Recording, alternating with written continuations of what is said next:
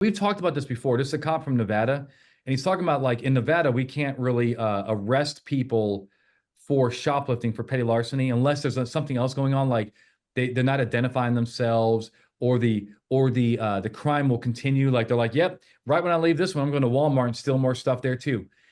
And so you got to kind of let them go. But what if they have that shoplifting evidence in their backpack? Can we do a limited search for that shoplifting evidence before we kick them loose with their citation? Yes. Why? Different justifications. You're saying they're in Nevada? Yeah, they're in Nevada, yeah.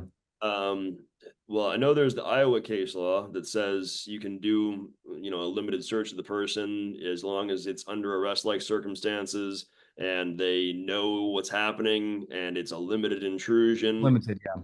But there's some California case law that deals with the same thing. There's some Colorado case law that deals with the same thing that says if you have if you have like a statute that says this is not an arrestable offense, well, then that takes away a very valuable tool for law enforcement. And so in those circumstances where your statute actually dictates you will not take this person into custody, it allows such a limited search.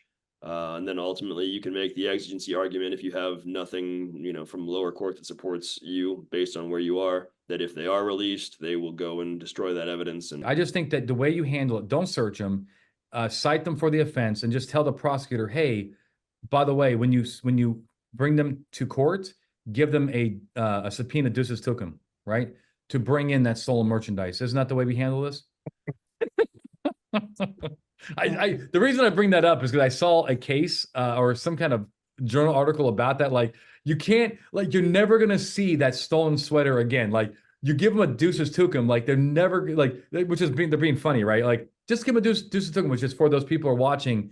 That is a subpoena that tells a witness, I guess a defendant, to bring in, you can do it for defendants, to bring in certain things with them, right?